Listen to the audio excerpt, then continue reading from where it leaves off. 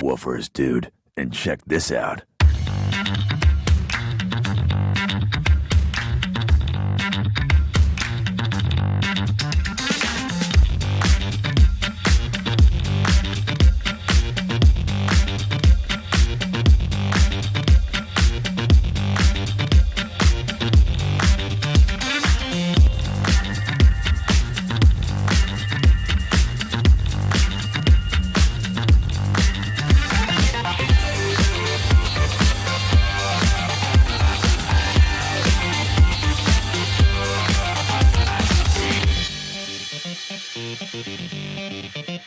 I think I got it, but just in case, tell me the whole thing again. I wasn't listening.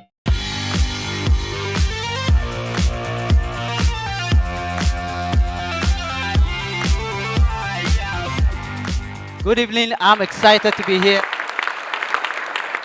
I think we are privileged to be at TEDx.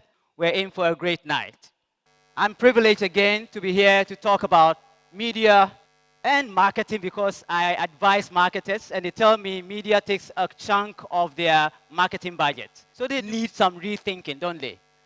I'm also happy to talk about arts and entertainment because even though I read biochemistry for my first degree, I'm full of arts and entertainment. So I'm going to talk about an area that leads into artificial intelligence and virtual reality. These are very technical things, but they are coming and they're going to impact heavily on our lives in the future, which requires us to rethink.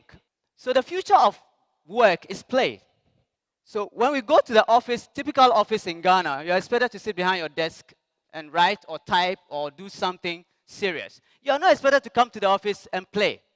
But the future of work is play because gaming enables you to multitask and problem solve faster. Gartner, one of the topmost consultancies in the world, projected that by this year, most innovation will be done by gamified approaches. In 3 weeks, online gamers in 2011 solved a puzzle. This usually would take 10 years for the scientists to do so. But online gamers came together and deciphered it. So the future of work is really gaming. And at PhD, we've mastered this. So we have an operating system at PhD which we use globally that brings 3,000 members of our staff together every day. So when you give a task to us at PhD and you have 3 people or 6 people in Ghana, they actually collaborate with 3,000 people around the globe to solve that problem. And at the bottom of that is gaming. So you work at PhD on a platform called Source. And as you work and do your normal work, you score points, which we call pings. And as you score the pings, you are rewarded at the end of the year. If you're the topmost, we have visit to a festival in France for advertising. And in Ghana, for the last 3 months, we'll be rewarding the top 3 people every time. So gaming is real. And in PhD, we use gaming to actually create. Can you imagine? You use a computer to tell you which word can trigger a thought leader or a big idea, as we say in advertising. So brain is a word. Museum is a word. So a word like museum drops from a computer as a result of your putting some need states of the brand and some brand assets together. And a computer throws up a word. So it's not too difficult for you to now be creative too.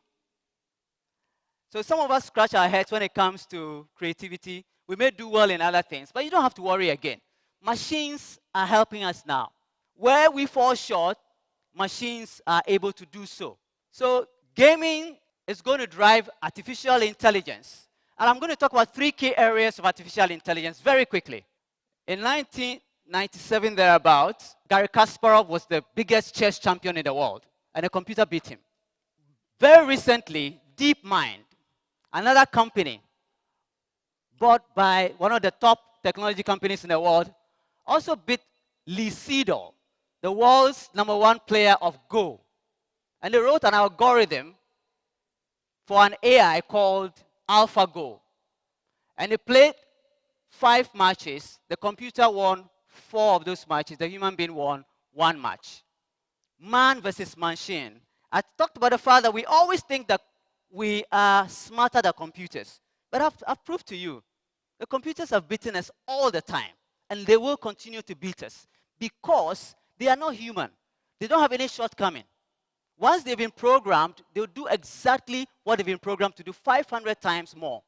So you can't beat a computer. Give it up. Go back and rethink why you were made as a human being. You were made to make a computer. You were made to make things, okay? So virtual personal assistants will take over. So they'll do your shopping for you online because they know your music taste. They know everything about you. You're on Twitter, you're on Facebook. They collect all the data from all the social media portals about you.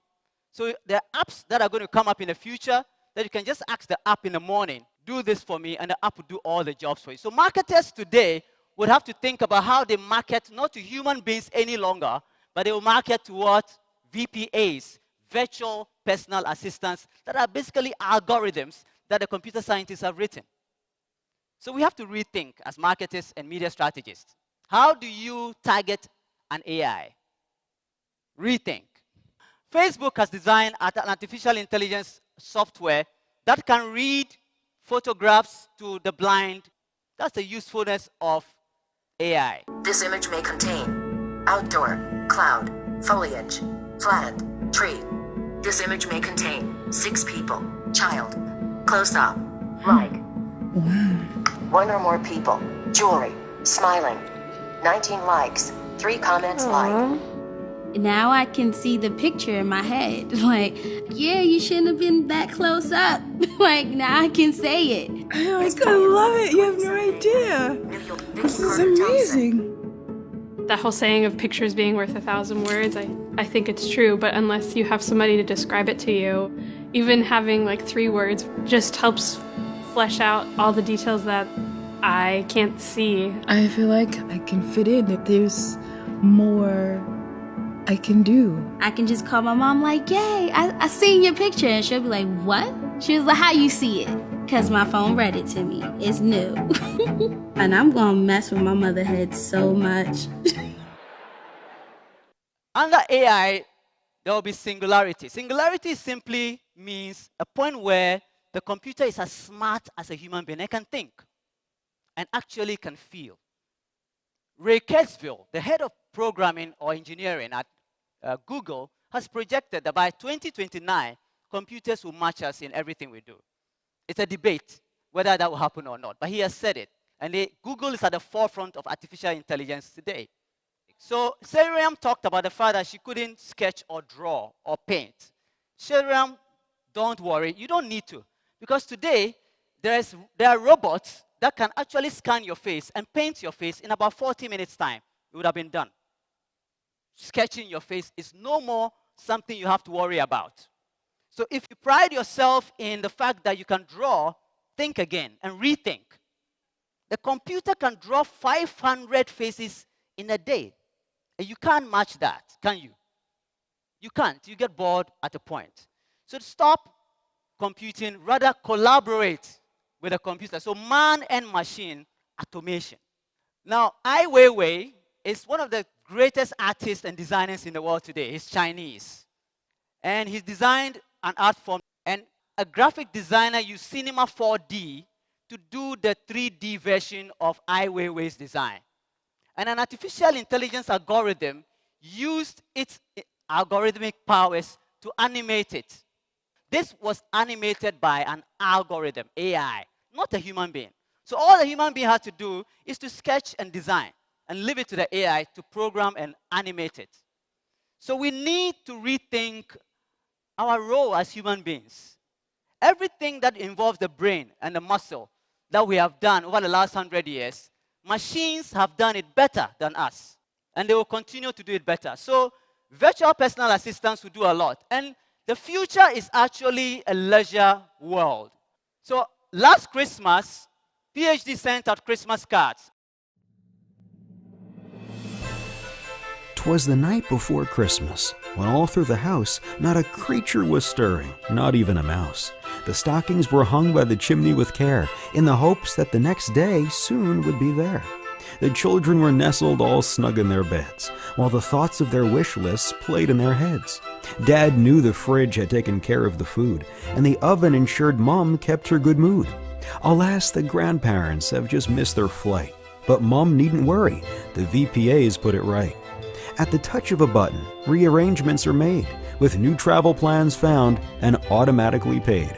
What's that? A magical sound, so lively and quick. They looked out the window. Is it St. Nick? So rapid they came, a voice called them by name. Now Dasher, now Dancer, on Donner and Blitzen. Down the chimney they went, to follow the presents they sent. They spoke not a word, but went straight to their task, and filled all the stockings without even being asked. At last it finally feels just like Christmas, and the glasses are being printed without any fuss. Good memories will be made in many a way. So really, there is only one thing left to say. Happy Christmas to all, and to all, a good day. Isn't that beautiful? Drones bringing gifts, doing it without complaining. Wonderful. That's the future. We're going to see more and more things that look like science fiction, and fewer things that look like jobs. Our cars are very quickly going to start driving themselves, which means we're going to need fewer truck drivers. The reason it's different is that just in the past few years, our machines have started demonstrating skills they have never, ever had before. Understanding, speaking, hearing, seeing, answering, writing, and they're still acquiring new skills. So when I look around, I think the day is not too far off at all when we're going to have androids doing a lot of the work that we are doing right now. And we're creating a world where there is going to be more and more technology and fewer jobs. It's a world that Eric Brynjolfsson and I are calling the new machine age. So what would a human being be useful for?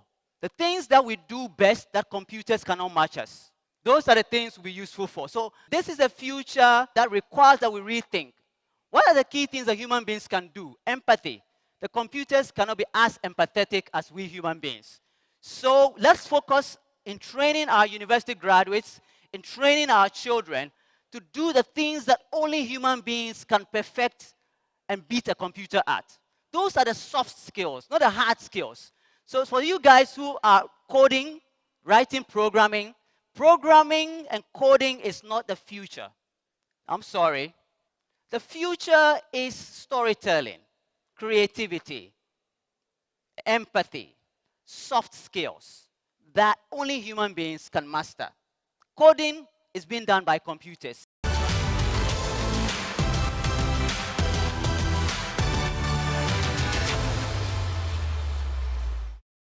So you now have the Gear VR or the Oculus Rift from Facebook. This is virtual reality by Facebook, ping pong being played without you being at the same place. So you're in your house, I'm in my house, and we can play table tennis. Help us to be your angels on earth. Help us to do your will, even when we fear it.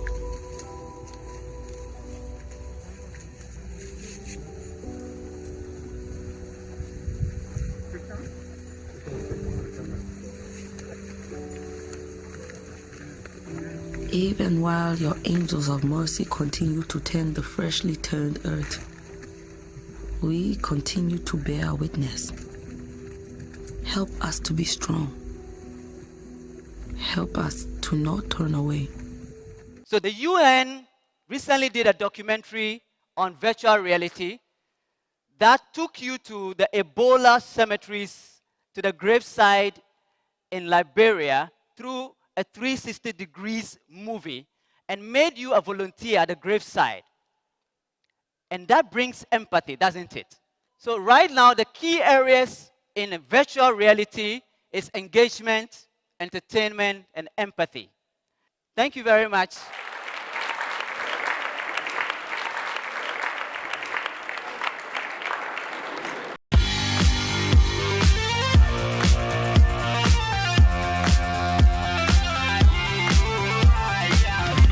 Woofers, dude. And check this out.